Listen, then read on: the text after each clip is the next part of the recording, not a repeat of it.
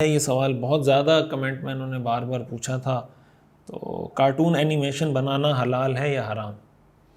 دیکھیں، cartoon animation ایک تو کارٹون وہ ہوتا ہے اینیمیشن سے ہٹ کے کارٹون جو آپ کسی کاغذ پہ بنا رہے ہوتے ہیں، کسی دیوار پہ بنا رہے ہوتے ہیں، کوئی بھی اس طرح کی کوئی مجسمہ بنا رہے ہوتے ہیں، وہ تو ظاہر ہے کہ بنانا جائز نہیں ہے۔ لیکن جو ڈیجیٹل فارم میں کارٹون بنائے جا رہے ہوتے ہیں ہمارے ہیں، جس طرح کے کارٹون چل رہے ہوتے ہیں، تو اس میں جامعہ دارالعلوم کراچی کا جو فتویٰ آپ حضرات کے علم میں ہے کہ جو ڈیجیٹل تصویر ہے وہ تصویر کے حکم میں نہیں ہے، یعنی وہ تصویر جس سے شریعت نے منع کیا وہ اس کے حکم میں نہیں۔ اس کی وجہ یہ ہے کہ تصویر ہونے کی ایک شرط یہ ہے کہ وہ اس کو ثبات ہو، قرار ہو، سٹل فارم میں ہو۔ یہ جو ڈیجیٹل فارم میں جو تصویر ہوتی ہے یا ڈیجیٹل فارم میں جو کارٹون بنائے جاتے ہیں وہ ظاہر ہے کہ ایک سٹل فارم میں نہیں ہوتے، وہ تو ایک ریز ہوتی ہیں، شعاعیں ہوتی ہیں، اور کسی اس کو ثبات، کوئی قرار اس کو حاصل نہیں ہوتا، تو اس پر تصویر کا لفظ صادق نہیں آتا، اس کو تصویر نہیں کہا جائے گا، وہ تصویر اس کو نہیں کہا جائے گا جس تصویر سے اسلام میں احادیث میں منع کیا گیا۔ تو دارالعلوم کراچی کے حضرات کا اس پر یہی فتویٰ ہے کہ اینیمیشن جب آپ بنا رہے ہوتے ہیں، کارٹون کی اینیمیشن بنا رہے ہوتے ہیں، تو اس میں بیسکلی تصویر والا جو ایلیمنٹ ہے وہ موجود نہیں ہوتا، لہٰذا اس کو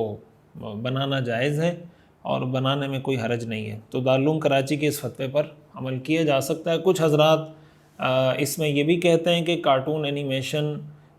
جو تصویر کے اندر منع ہونے کی ایک وجہ یہ بھی ہے کہ آپ اللہ کی تخلیق کے ساتھ مشابہت اختیار کر رہے ہوتے ہیں، یعنی اللہ تعالیٰ نے انسان کو پیدا کیا تو اللہ تعالیٰ جیسا کام کرنے کی، مشابہت اختیار کرنے کی کوشش کر رہے ہیں، اور حدیث میں آتا ہے کہ قیامت کے دن تصویر بنانے والے کو کہا جائے گا کہ اس میں روح پھونکو، تو جس کو مضاحات لخلق اللہ کہا جاتا ہے۔ تو اس میں ایک پہلو یہ بھی ہے، لیکن جب ڈیجیٹل تصویر کو تصویر ہی نہیں ڈکلیئر کیا جائے گا تو ایسی صورت میں ظاہر ہے کہ جب تصویر ڈکلیئر نہیں ہوگی تو اس پر مضاحات کا اطلاق بھی نہیں ہوگا۔ مضاحات کا اطلاق اس پر اسی وقت ہوگا کہ جب وہ کسی پرنٹڈ فارم میں ہو یا اس کو ہاتھ سے بنایا جا رہا ہو کسی کاغذ پر، دیوار پر، تو اس صورت میں اس کو ہم یہ کہہ سکتے ہیں۔ تو جب وہ کسی سٹل فارم میں، اس کو ایسا قرار نہیں ہے، ثبات نہیں ہے، کوئی الگ اس کی ایک ایسی جداگانہ حیثیت نہیں ہے ڈیجیٹل فارم سے ہٹ کر، تو اس کو یہ بھی نہیں کہا جائے گا کہ یہ مضاحات لخلق اللہ ہے۔ تو بہرحال ایک رائے اس میں یہ بھی ہے، دارالعلوم کراچی کے حضرات کی رائے ہے کہ اس کو بنانا جائز ہے،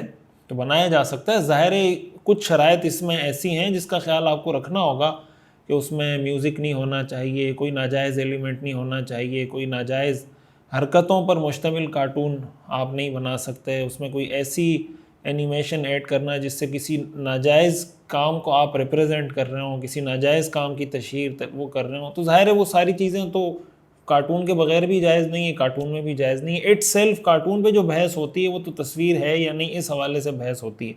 باقی جو ناجائز چیزیں ہیں وہ تو کارٹون ہو یا کارٹون کے علاوہ کوئی چیزیں ہوں تو وہ بہرحال جائز نہیں ہے۔ اسی کے ساتھ ساتھ کچھ ایڈلٹس کے لیے جو کارٹون بنائے جاتے ہیں اس میں تو بعض اوقات یہ ہوتا ہے کہ جب اس کو بنایا جاتا ہے تو اس میں باقاعدہ ایک ریئل کریکٹر ہوتے ہیں، یعنی انسان ہوتے ہیں، اور وہ انسان مختلف قسم کے کردار ادا کر رہے ہوتے ہیں، اور پھر بعد میں اس کو اینیمیٹڈ کر دیا جاتا ہے۔ 16 17 18 سال کے بچوں کے لیے جو کارٹون بنائے جا رہے ہوتے ہیں، تو اس میں تو بہت فحش کارٹون بھی ہوتے ہیں، بہت فحش مناظر بھی ہوتے ہیں،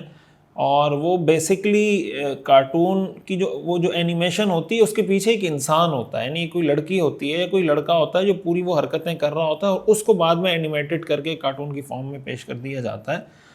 تو ظاہر ہے کہ اس طرح کے فحش مناظر والے کارٹون بنانا، اس کی تو گنجائش، اجازت نہیں ہوگی۔ اٹ سیلف میں نے بتایا کہ ہم اس حوالے سے اس کو ڈسکس کر رہے ہیں کہ یہ تصویر ہے یا تصویر نہیں، باقی جو ناجائز چیز ہے وہ تو ظاہر ہے کہ ناجائز ہی رہے گی۔ مفتی صاحب اس بارے میں رہنمائی فرما دیں کہ مفتی صاحب یا مولانا صاحب اگر تقریر کر رہے ہوں یا خطبہ دے رہے ہوں تو ان کے برابر پیچھے کھڑے ہو کر 2-3 لائن یا اس سے کچھ زائد لائن چھوڑ کر اگر کوئی بندہ نماز ادا کرے، خواہ ان 2-3 لائن میں مقتدی بیٹھے ہوں، تو کیا نماز ہو جائے گی؟ اویس مبین باغ آزاد کشمیر سے۔ جب خطبہ شروع ہو جائے جمعے کا خطبہ، تو اس وقت تو آپ نماز نہیں پڑھ سکتے، منع ہے نماز پڑھنا۔ آپ نے جمعے کی سنتیں نہیں پڑھی پہلے والی، تب بھی آپ نہ پڑھیں، بعد میں پڑھ لیں۔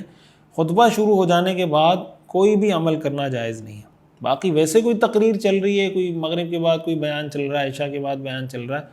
تو اس میں کوئی نماز پڑھنا چاہے تو پڑھ سکتا ہے، لیکن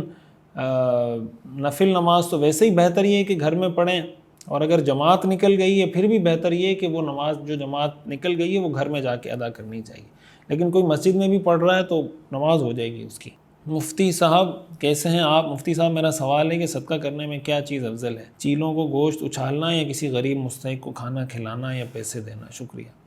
دیکھیں یہ میرے خیال سے ڈیپینڈ کرتا ہے، اگر آپ کے آس پاس مستحق لوگ ہیں تو انسانوں کو کھلانا زیادہ ثواب ہے بنسبت پرندوں کو یا جانوروں کو کھلانے کے، اور انسانوں کا خیال رکھنا چاہیے۔ اور اگر ایسی بعض اوقات ظاہر ہے کہ چیلوں کو تو اس طرح کے کوئی چیتھڑے یا کوئی چربی یا اس طرح کی چیزیں ہوتی ہیں جو عام انسانوں کے استعمال کی بھی نہیں ہوتی، اس طرح کی چیزیں کوئی بہت زیادہ قیمت والی بھی نہیں ہوتی،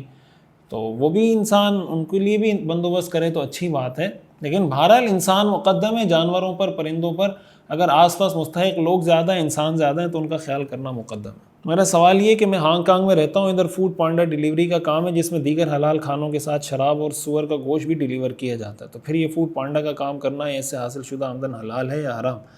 ادھر ہانگ کانگ میں 80% پاکستانی فوڈ پانڈا ڈیلیوری کا کام کرتے ہیں۔ دیکھیں فوڈ پانڈا پہ آپ ڈیلیوری کا کام تو کر سکتے ہیں، لیکن شراب یا سور کا گوشت آپ ڈیلیور نہیں کر سکتے۔ اس طرح کا کوئی آرڈر آئے تو آپ کمپنی کو پہلے سے بتا دیں کہ ہم اس طرح کا کوئی آرڈر ڈیلیور نہیں کریں گے، یہ آرڈر ڈیلیور کرنا آپ کے لیے جائز نہیں ہے۔ کرپٹو کرنسی میں ایک اپلیکیشن بائی نیٹ ورک کے طور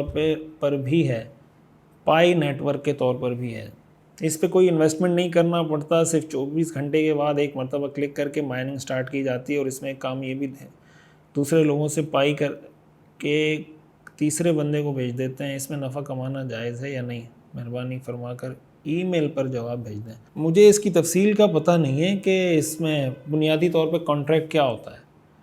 اس کو دیکھ کر ہی کچھ بتایا جا سکتا ہے۔ کرپٹو کرنسی سے ریلیٹڈ جو تفصیل ہے کہ اٹ سیلف کرپٹو کرنسی کا حکم کیا ہے، اس پر میرا تفصیلی کلپ موجود ہے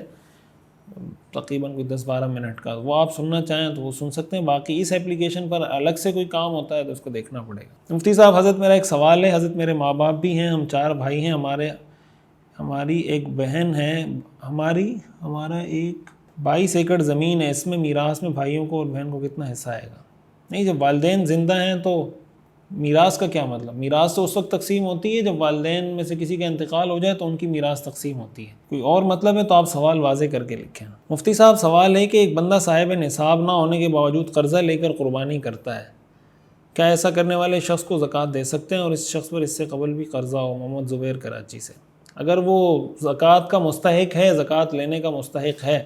اور اس پر قربانی واجب نہیں ہے، جس آدمی پر قربانی واجب ہو اس کو زکوٰۃ نہیں دی جا سکتی، جس پر قربانی واجب نہیں ہے اس کو زکوٰۃ دی جا سکتی ہے۔ تو اگر اس پر قربانی واجب نہیں ہے لیکن وہ قرضہ لے کر قربانی کر رہا ہے تو اس کو زکوٰۃ دے سکتے ہیں، لیکن اگر اس پر قربانی واجب ہے اور پھر قرضہ لے کے قربانی کر رہا ہے تو ایسی صورت میں اس کو زکوٰۃ ظاہر ہے کہ نہیں دے سکتے۔